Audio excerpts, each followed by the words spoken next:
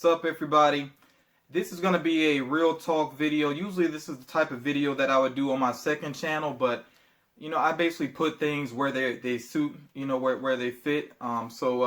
This particular topic makes a lot more sense to address on this channel, so that's why I'm placing it here. So the topic, as you already saw, is basically about nostalgia.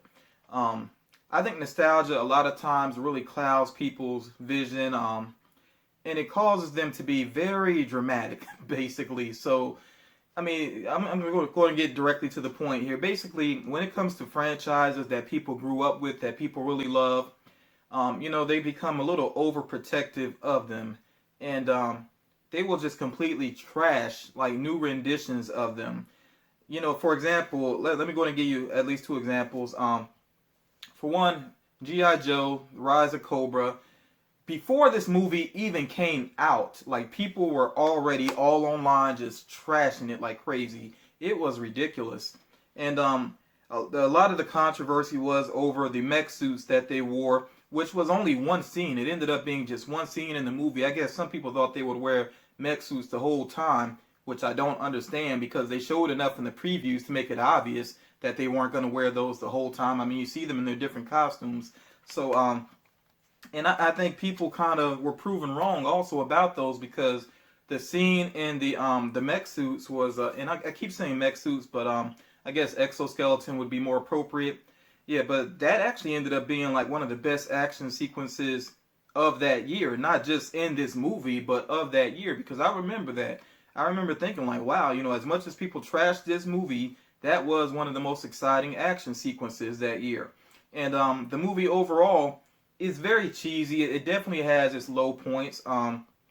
There's some rough acting here, some rough dialogue, some effects that don't quite look finished. I think it's because of the amount of effects that they put into the movie. Maybe that's why some got slighted. So it's not a great movie. I know that. But it was still entertaining, and that was the purpose. And I feel like the filmmakers, because all these nostalgic people, nostalgic people that criticize this movie to death, and especially the lightheartedness of this, which, and let me be clear about this, I don't understand why anybody would criticize this movie not being so serious. It's G.I. Joe. If you grew up on the G.I. Joe cartoon, then it had a lot of silly elements to it. So I don't understand why some people felt like this had to be like The Dark Knight. And I almost feel like The Dark Knight kind of ruined, some people's perceptions, in the same way that The Sixth Sense, after The Sixth Sense came out and was a huge success with the twist ending, all of a sudden a lot of people felt like there had to be a twist in the movie for it to be a good movie. And we see how that backfired, because there ended up being so many movies that forced in a twist that just didn't make sense. Because not everybody can do that. Even M. Night Shyamalan, I'll give him credit where credit is due, but even his idea wasn't original. In fact, it's very similar to an old Twilight Zone episode. It was the same basic idea where the main character turned out to be dead.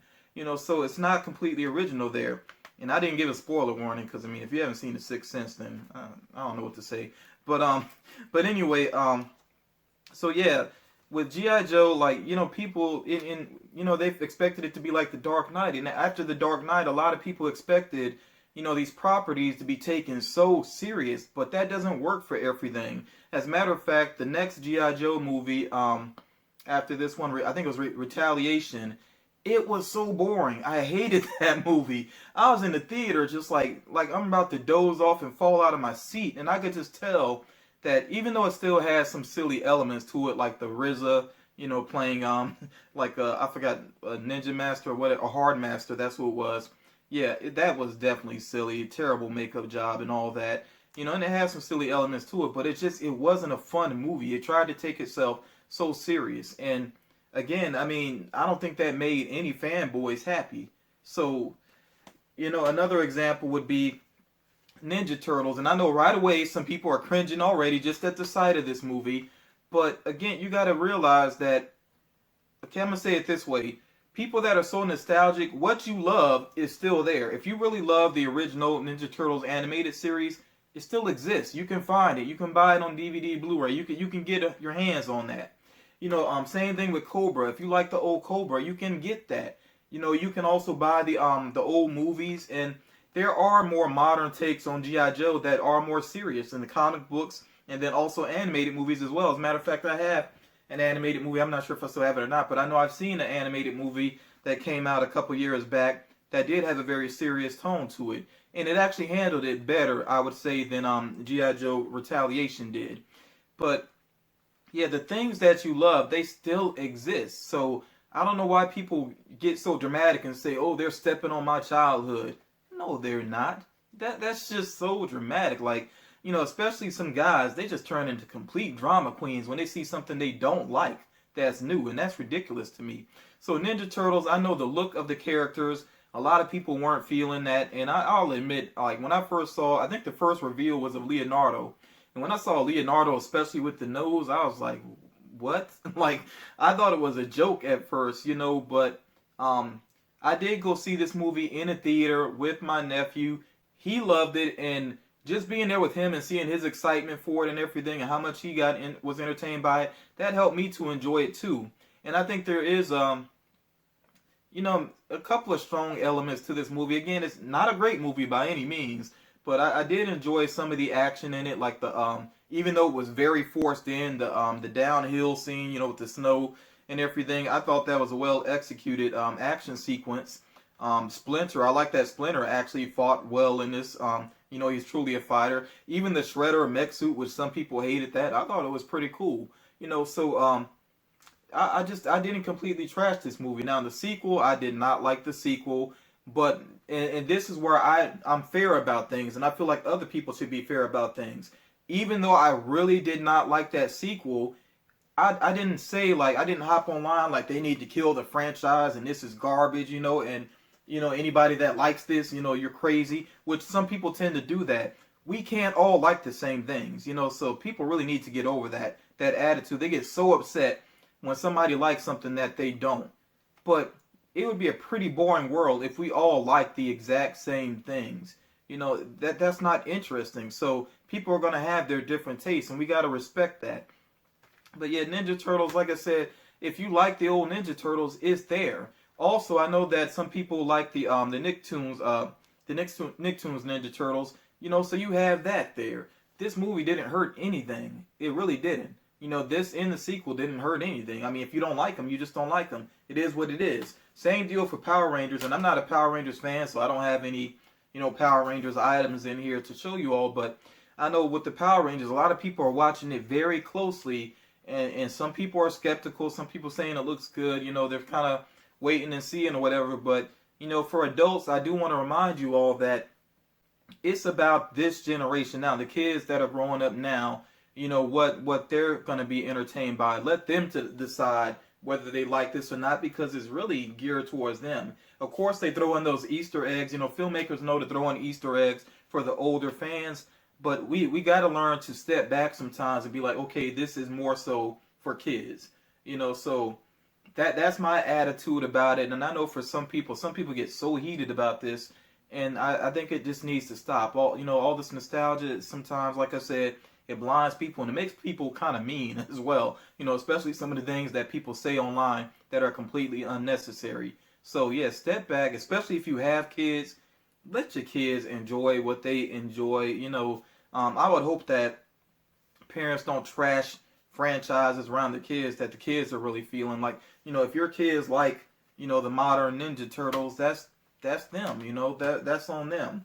And I mean, you can show them the older version, but I'll tell you this, they probably won't get it completely, because like, we grew up on the animation. We know what it looks like. As a matter of fact, I do want to point this out as well, though, while I'm making that point. So I'm kind of making a point on top of a point.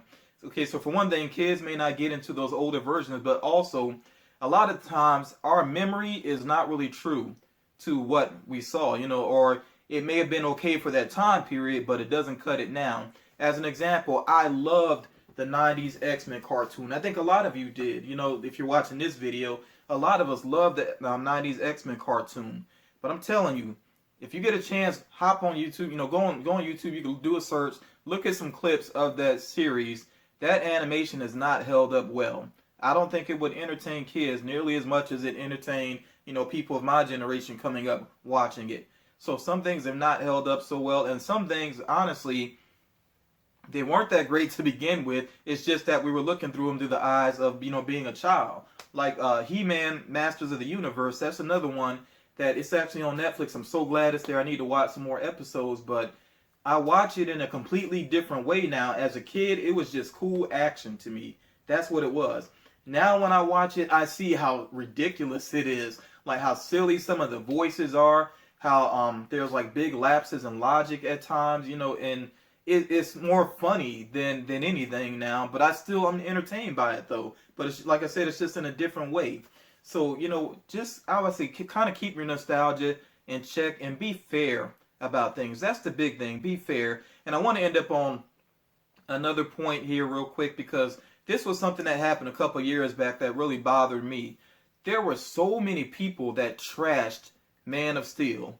And again, not a perfect movie by any means. I thought it was a good movie, not a great movie, but there were so many people that compared it to Christopher Reeves as Superman, and I was like, are you kidding me? Like, and they pointed out all these flaws in Man of Steel, and I'm like, for one thing, some people were very upset. They're like, Superman kills Zod. Superman doesn't kill. Go back and watch Superman 2 with Christopher Reeves. He killed Zod. Okay, he was depowered. He tricked Zod into depowering himself, and he dropped the man down the ice cavern. I mean, somebody who doesn't have superpowers doesn't survive that. He killed him. He not only killed him, he allowed his henchmen to die as well. So, and he did it with a big smile on his face. With Man of Steel, at least he did, Superman did show like some grief at that moment. And I mean, in the final scene, he's back to being a little more cheerful because, of course, like why in the movie, like just hum and drum, so that I thought that was ridiculous that some people hated Man of Steel for that reason. And then also the things that they did with Christopher Reeve Superman, we know people would not go for that today. Imagine if Henry Cavill Superman spun the earth around in reverse and turned back time so that he could rescue Lois. How would fanboys nowadays react to that? There would be a huge uproar. So people sometimes are not looking at things fairly. Now, and since I brought up Superman, let me be fair. I don't like the direction they're going with the character, but at the same time, I'm trying to wait and see how things play out, how they move it along. And also, I feel like it's two separate things. There's Christopher Reeve Superman, there's Henry Cavill Superman. I don't always feel the need to make that, these comparisons, So I think that's something that people got to realize. You can have the classics that you like. You don't always have to compare it to what's new, because what's new is always going to be something different. What would be the point in making the exact same thing again?